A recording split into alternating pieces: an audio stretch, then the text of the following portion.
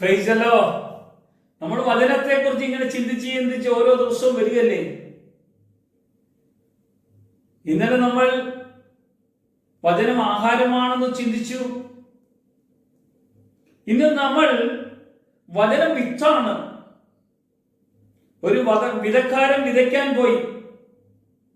വിതച്ച വിത്ത് അത് മുളച്ചു വന്നു. ആ വചനം അനേകർക്ക് ഫലദായകമായി മാറാൻ ഇടവന്നു.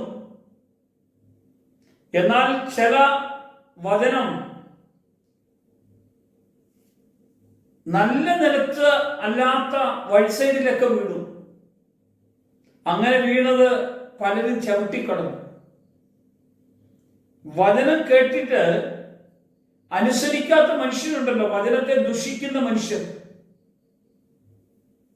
വചനത്തെ എതിർക്കുന്ന മനുഷ്യർ,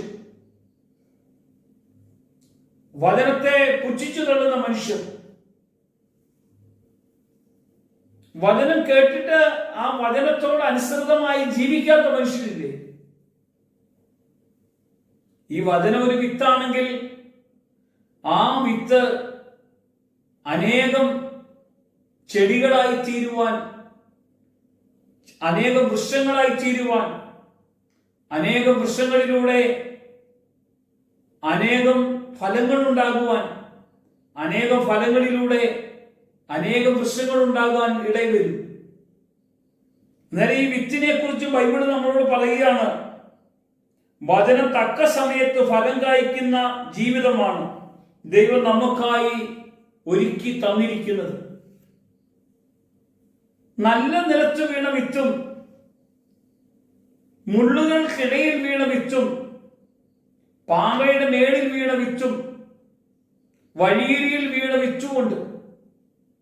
നല്ല നിലത്ത് വീണത് മണ്ണിന് ആഴമുണ്ട്.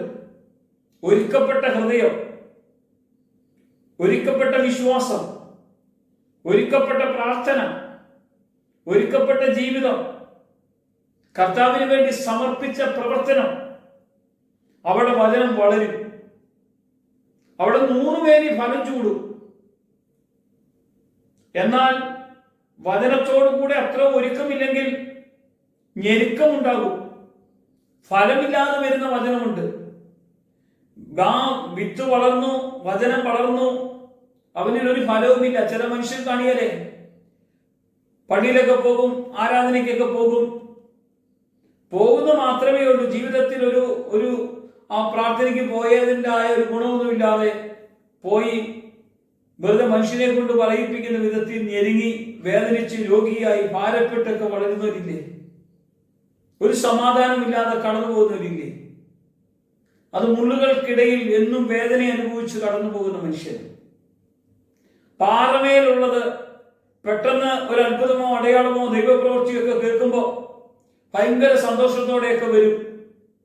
എന്നാൽ വിശ്വാസത്തിന്, ആ വേരിന് മണ്ണിന് ആഴമില്ലാത്തത് കൊണ്ട്, പാറയായതുകൊണ്ട് അത് കുറച്ചു കഴിയുമ്പോൾ വിശ്വാസമെല്ലാം ഉണങ്ങിപ്പോകും. ആ വിത്ത് തന്നെ അവന്റെ ഉള്ളിലുള്ള ജീവിതം, ക്രിസ്തുവിലുള്ള ജീവിതമെല്ലാം ഇല്ലാതെയായി മാറും. പ്രിയമുള്ളവരെ, നമ്മൾ യേശു ക്രിസ്തുവിൽ ജീവിക്കാൻ വേണ്ടി നമ്മുടെ അകത്ത് ഒരു വിത്ത്, 1 യോഹന്നാന്റെ ലേഖനം പറയുകയാണ്, പാപം ചെയ്യാൻ കർത്താവ് ഒരിക്കലും അനുവദിക്കുകയില്ല. ക്രിസ്തുവിൽ ജനിച്ചാൽ ക്രിസ്തുവിന്റെ വിത്ത് അവന്റെ അകത്തുണ്ടെന്നാണ് പറഞ്ഞത്. ആ വിത്ത് വചനമാണ്. ആ വചനം അവന്റെ അകത്തുണ്ടെങ്കിൽ അവൻ പാപം ചെയ്യത്തില്ല. പ്രിയമുള്ളവരെ, അവൻ യേശു ക്രിസ്തുവിനോട് കൂടെ ജീവിക്കും. നമ്മുടെ അകത്ത് യേശു ഉണ്ടല്ലോ. പാറമേൽ ഭവനം പണിത ഒരു ബുദ്ധിയുള്ള മനുഷ്യനെ പോലെ വചനത്താൽ പണിയപ്പെട്ട, വചനം അനുസരിച്ച് ജീവിക്കുന്ന ഒരു മനുഷ്യനാണ്. കാറ്റടിച്ചാലും വെള്ളപ്പൊക്കം ഉണ്ടായാലും അതിന്മേൽ ആഞ്ഞടിച്ചാലും മണന്മേലാണെങ്കിൽ അത് തകർന്നു പോകും, പാറമേലാണെങ്കിൽ അത് തകരിയല്ല. എന്റെ വചനം അനുസരിച്ച് ജീവിക്കുന്നവരൊക്കെയും ഇതുപോലെയാണെന്നാണ് വചനം പറഞ്ഞത്. അതൊരു വിത്ത, ഫലദായകമായി അനുഭവം വെളിപ്പെടും. ഒരു നിമിഷം നമുക്ക് പ്രാർത്ഥിക്കാം. കർത്താവേ, സ്വർഗീയ പിതാവേ, നന്ദിയോടെ പ്രാർത്ഥിക്കുന്നു.